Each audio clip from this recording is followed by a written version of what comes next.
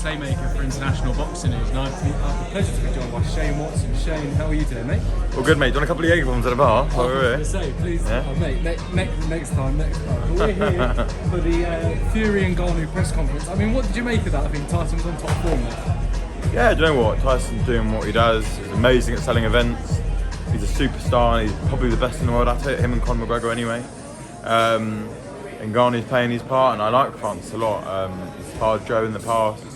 He was going to spar one of our other heavyweights, Guido, in this camp, but it didn't really work out with Guido's fight being postponed. But I've met with Francis, I know him quite well, met him plenty of times. Just having a good chat with him earlier, actually. I'm just happy for him that I'm not really a big supporter of the whole event, if I'm being completely honest, because I'm a boxing hardcore fan and I totally appreciate the size of the event. How can you not? I mean, look at it. I felt like I was at like a James Bond premiere today, but you know, from a boxing hardcore perspective, it's not going to be a great fight, but it is what it is. They're both getting paid crazy amount of money. Ngannou's definitely deserved crazy amount of money for a long time, so I'm happy for him that he's finally getting that. And it'd be a fun, crazy event. I just hope that Adeleye and Thingy can still be on the undercard. It'd be a real shame if they ain't, because that's a great fight. Definitely, there was a bit of messy scenes there. I don't want to touch on it too much, but obviously you do manage another one of the kind of the four kings of the domestic British heavyweight scene. Obviously, Sol Dacres. I mean, is the intention for see how that fight plays out and then try and get Sol Dacres into that mix for the winner of that fight? Well, listen, I don't want to be disrespectful to Fabio Wardley because he's actually a guy I have a lot of respect and time for. But if he's injured and can't fight on the 28th of October, Sol Dacres is ready to step in. He's fit and ready now. He'll go in there and he'll beat David Adeleye easy. So we can take that fight now. But I don't want to step on people's toes and be disrespectful.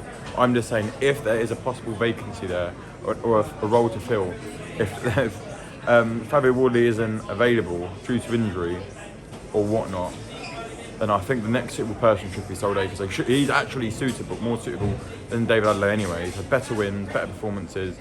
He actually beat Sokolowski with one arm as well. So if there is a vacant role there, I think it should be Sol Dacres jumping in October 28th. Well, we look forward to seeing that, honestly. If obviously, I hope Fabio's okay. But if not, we know that there's a replacement opponent there. Just touch on the other heavyweights in your stable. Queensbury heavyweight as well. Joe Joyce going in for that rematch against Zhang. You've spoken to my brother about that fight. Yep. They're excited to get the rematch underway. So excited. I mean, Joe's in a great place. One of the best I've ever seen him, actually. So I'm really excited to see him go in there and do his thing. It's been a long camp. A great camp, which is the most important thing. Been sending sparring partners home and sending them home with injuries and whatnot. Obviously going to say no names. So I'm really excited. I'm really excited just to see Joe go in there and do his thing, prove a lot of doubters wrong, and get back his title and put him back in that prime position for World Heavyweight Championship. That's what he deserves. I mean, he made a lot of mistakes the first time. I made some. Joe made some. Training team made some. But we've made sure we haven't made any this time, so all systems go on 23rd. Definitely, well, we look forward to that. I do want to touch on Florian Marku. I mean, outstanding win on the weekend. You mentioned off camera you've got a bet with Florian that you've got to carry on as well. But a great win for Florian and looking all the more improved under Grant Smith and Pierce Gudgeon at the Steel City Gym. Yeah, I've got to get a tattoo. I'm trying to get it on my leg instead of my shoulder. So I made an agreement on camera as well, which is probably a bit of a bad mistake, but I would get the Albanian eagle tattooed on me if Florian won within 3 rounds. Now, not only did it take a lot less than 3 rounds, it only took 50 seconds, but we now have a superstar in Florian who should be ready to fight Conor McGregor now. I just confirmed this is a pineapple juice, and this is also Joyce's pineapple juice. We're not drinking alcohol here. But yeah, I was about to give him one. But yeah, a superstar, and he should be fighting Conor Benn, he should be fighting Adrian Broner. He should be fighting these guys. He's a superstar, he sells, he can fight, he's got an all-action style. Why is Conor Benn not calling him out? Why is Conor Benn not wanting to fight him? Nobody wants to watch you fight Chris Algieri or watch you fight Van Heerden, yeah? People will get behind Marku and Benn. That sells at the O2 within probably 20 minutes. It'd be outrageous, an outrageous fight. Both are performing at their best. Well, Conor was formerly his best. So why not make that fight? It'd be a great press conference.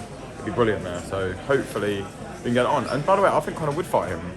it's obviously different promoters would make that hard, politics and whatnot, but it's a fight we should get on. It's beneficial for both.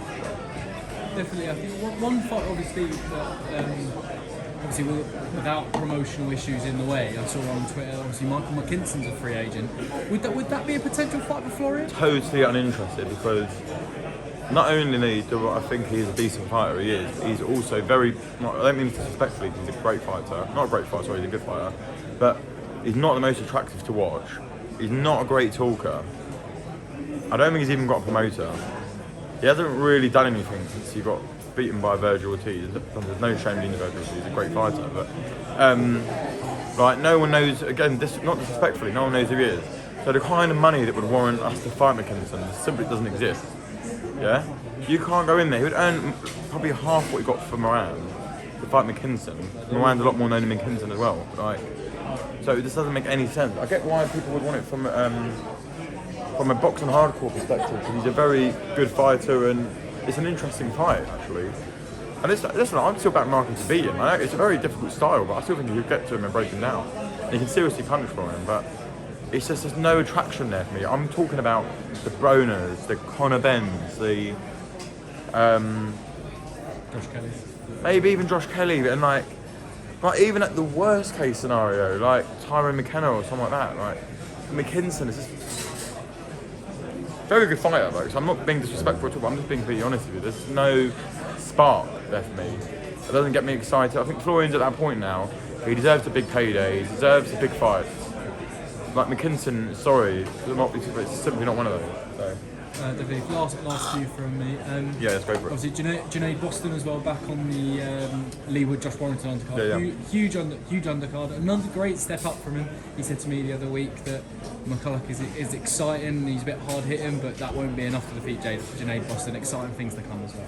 Yeah, you know what? He's had a bit of a wake-up call. I mean, I don't think he had the most professional last training camp.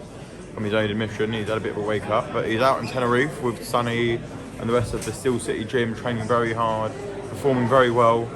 I mean, what better people to watch? You're watching one of the best world champions from Britain right now. With him in camp, you can pick up and learn a lot from him. Not only that, you've got a great fighter in Dalton Smith out there with him, and many other good fighters. That gym just breeds talented fighters. Some of the best fighters, not just in the UK, but in the world as well. So, but yeah, no, it's really exciting, and it'd be a good fight for him. It's a good test. It's a good test for him. You got to remember, he's still only 21 years of age. People, because he's so good, and he's got so much ability, and he's a bit brash, they try to put him in, move him a bit too quick. But listen, he's still a baby in this game, and he needs to be moved at the right pace, because once you go up, you can't come back down. I don't want to push him too soon, where he's having bad injuries at 27, 28, because he's had a hard career, you know. I want him to be boxing as long as he can, 34, 35, 36. Because you actually earn the real money at the end of your career, not at the beginning, you know. So, but yeah, we'll see. Definitely, and another Queensbury fighter that's back out on the Joyce Show undercard is Tommy Fletcher as well. I mean, massively exciting thing and developing well under Mark Tibbs as well. Yeah, really exciting. He's had a good camp. He's out in Vegas after a bit, helping out Joe, because he's got the hand speed when he's out and he can seriously crack with the backhand. And he's done really well. He actually sparring Joe yesterday. But yeah, no, he's been incredibly impressive, really exciting. Expected a great performance from Tommy on the 23rd as well. Opponents almost locked in now. We've had a bit of, literally no one wants to fight him. Because when you're looking at these people abroad, they look at Tommy's knockout power and the fact he's 6'7", and they don't really fancy it a lot of the time. It's not the easiest. But I think we've got someone now with a winning record as well, so a good winning record is going to come and give it a go. And then we'll step him up a little bit more after that. Perfect. My final one, how could I forget the Romford ball? I mean, a career best performance for Johnny against a career best opponent in Harry Armstrong. Well, I thought he was excellent winning the Southern Area belt. You must have been buzzing after that. Oh mate, you know what? Our first ever Southern Area champions. That's a really exciting achievement. It's a belt that I have a lot of respect for, and it looks really nice now. I like the new belt, but yeah, what a performance! I was genuinely buzzing that he didn't knock him out in the first round. The whole point why I got Harry Armstrong was to get the rounds in and the experience, because I know that he's tough as old boots. Joe's told me how tough he is. He used to spar him, box him in the amateurs. He's that tough. I think he put him down in the amateurs, but he didn't stop him. And mate, yeah, seriously tough man. So I'm just buzzing that he got 7 rounds in. He didn't have it all his own way for 1 or 2. I think maybe you could argue that Harry Armstrong won 1 round or 2 rounds. And it wasn't even just about winning, but he was coming and giving it a go and landing shots of his own. Joe got Got pineapple juice, bro. Yeah. One sec. I'll come in one sec. So yeah. No, but Shane Watson, great way to finish, and yeah, thanks very much for your time today. Top man, as always, mate. Cheers.